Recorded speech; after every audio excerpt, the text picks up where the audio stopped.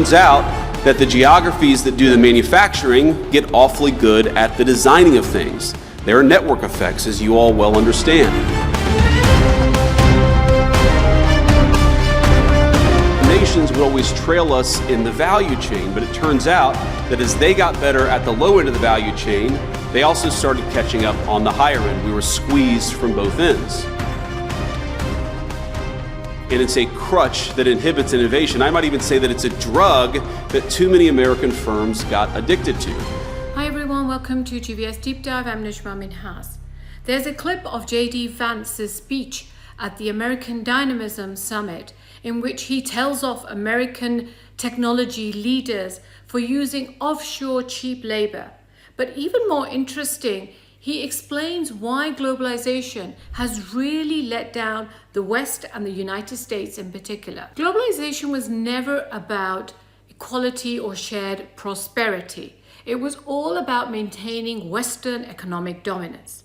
But this, as JD Vance argues, strategy has failed because countries like China have refused to stay in their assigned roles. They've adapted, they've innovated, and now they're out-competing the West on its own terms. Now, what I really love about JD Vance and Donald Trump is that they say things like they are. They don't beat around the bush, they don't whitewash, they don't create stories. Compare that to Clinton, Bush, Obama, or even Biden administration, where they would sell globalization as a moral duty to spread freedom through trade and human rights. Vance and Trump just tossed that script out. They're not even pretending it was ever about democracy. They're saying outright it was always about the power and whether the United States has it or not. That we can separate the making of things from the design of things.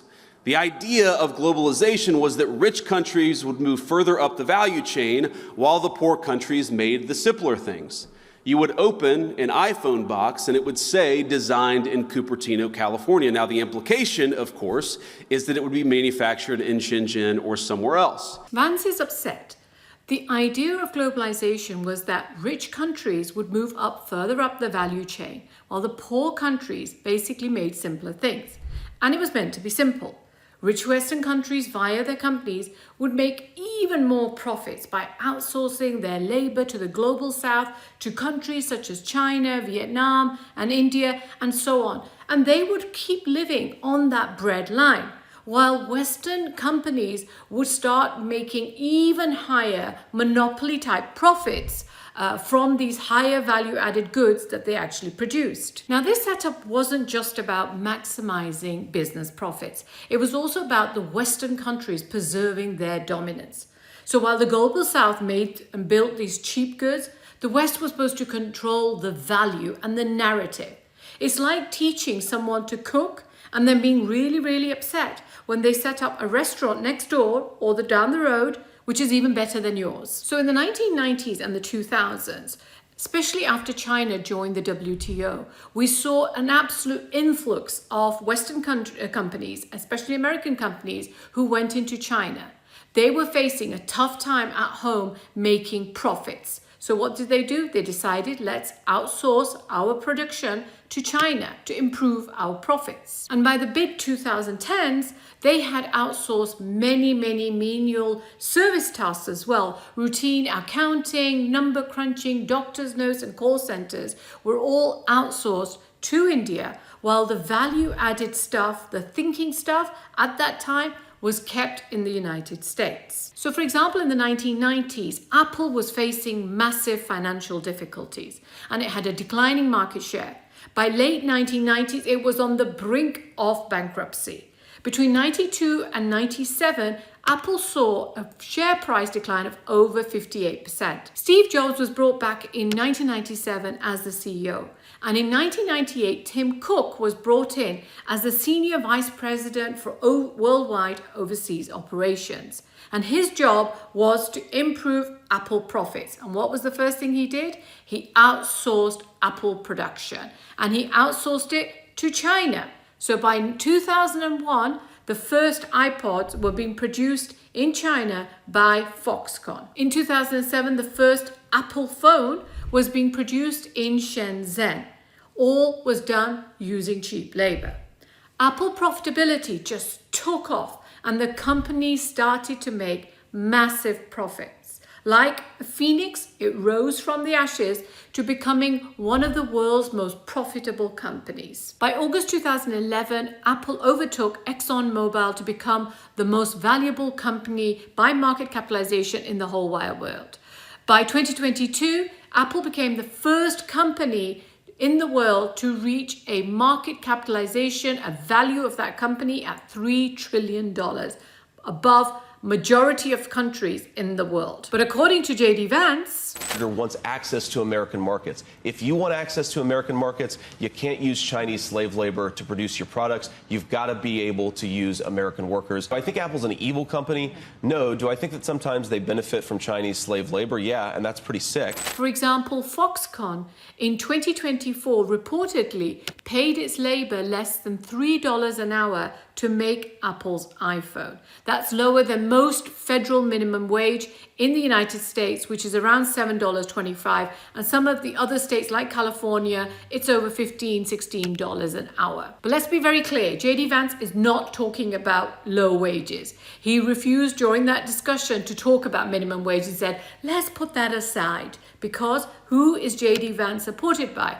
JD Vance is supported by Peter Thiel and all those technology people out there who don't want high wages. So he's not sounding the alarm on low wages or Chinese workers' exploitation. His concern is that America is losing power and that globalization, instead of keeping China in check, gave it the keys to the American empire. And what he's actually complaining about is that China has become the world's manufacturing superpower. And it produces, for example, right now in 2022-23 figures, over 1/3 of all global manufacturing. And that would have been okay if the objective of globalization was met. But as Vance suggests, if China had stayed in its role that the system assigned it. We assumed that other nations would always trail us in the value chain, but it turns out that as they got better at the low end of the value chain, they also started catching up on the higher end. We were squeezed from both ends. Which was to keep this system of a permanent economic hierarchy, where the wealthy nations maintained their hold on the most profitable sectors, focusing on this high value production, design good, and the poor countries produced this lower quality production of very competitive goods where they didn't make much money either. And that hierarchy remained between the two economic stratospheres. So the real aim was always to keep global inequality. It was never to eliminate it. When you think of it that way, it makes total sense why the global south, which supposedly was supposed to be always getting help from the World Bank or on IMF programs, which are and act as tools of this globalization drive. Look at this map that I'm sharing with you. Look at the number of years that many countries in the global south have been under IMF programs. Large numbers in South America and Africa have been under an IMF program between 11 to 24 years.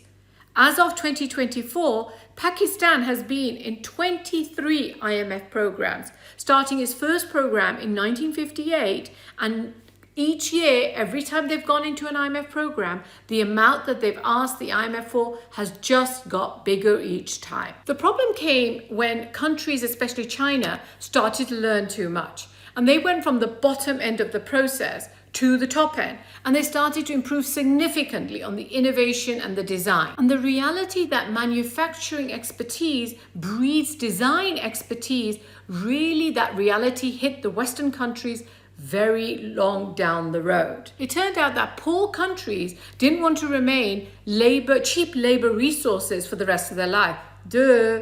And China is the primary example of this. It rapidly developed the skills, the intellectual property, and the networks necessary to climb up this value chain. Now they're not just assembling iPhones, they're designing them, they're manufacturing their own competitive products. Think of Xiaomi, think of Huawei, which the United States, we know, has curtailed as much as it could. Which is why, according to Vance, globalization is a massive, massive failure.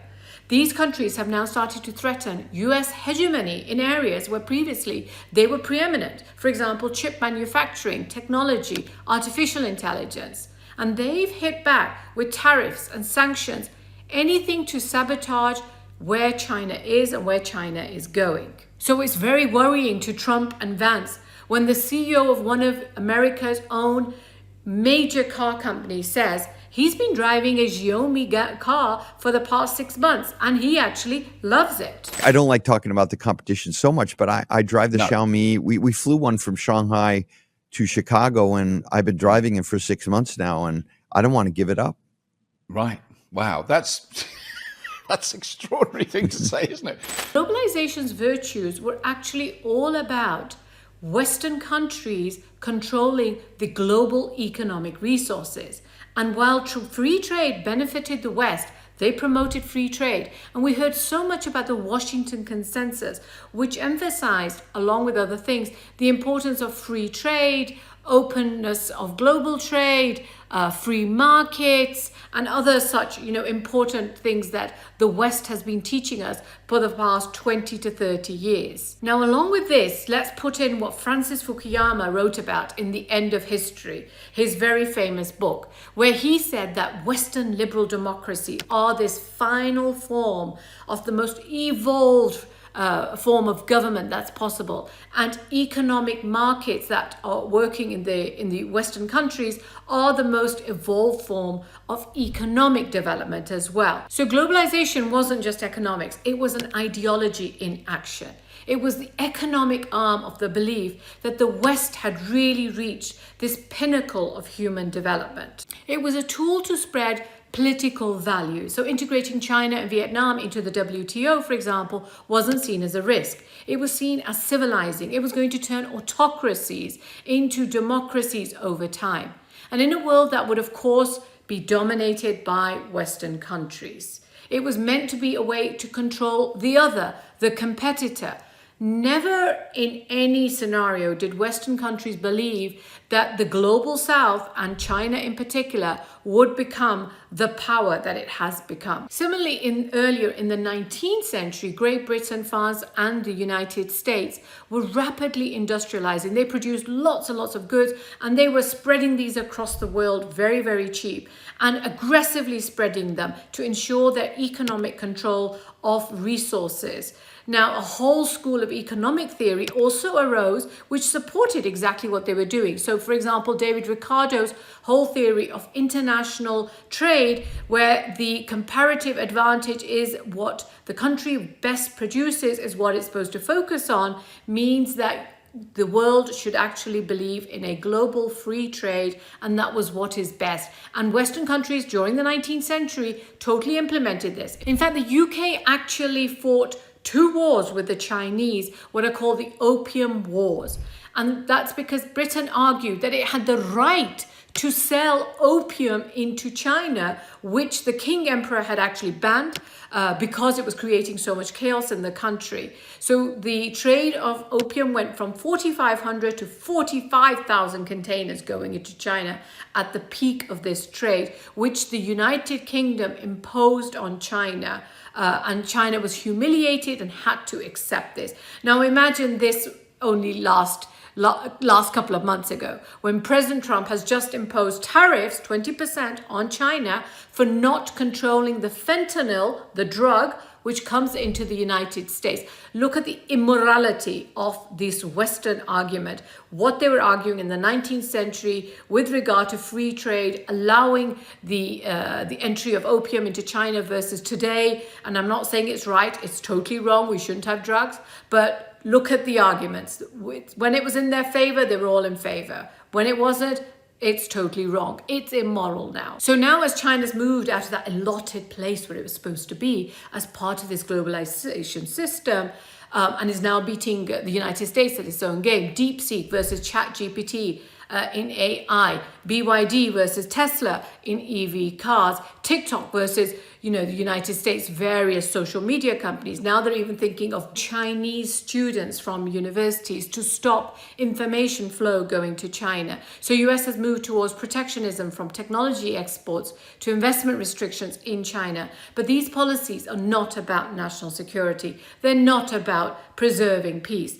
They are about preserving an economic order in which the United States thinks it should still have a global hegemony. I have done a lot of vlogs on China-US relations, whether it's on technology, the fentanyl issue, the student ban issue. I will put a link in the description below. So globalization, which was marketed as progress, but actually designed for control. And now that control is slipping, there's been a massive backlash. And it's clear it was never about the fairness. It was and is now total mayhem, total panic, total disrobement of the Western desire for power. Do share your thoughts with me, what you think. How do you see JD Vance's speech in your own comments below? And thank you so much for staying this far with me. I hope I will see you again soon. And do keep an eye out for the latest vlog when it comes out. Thank you.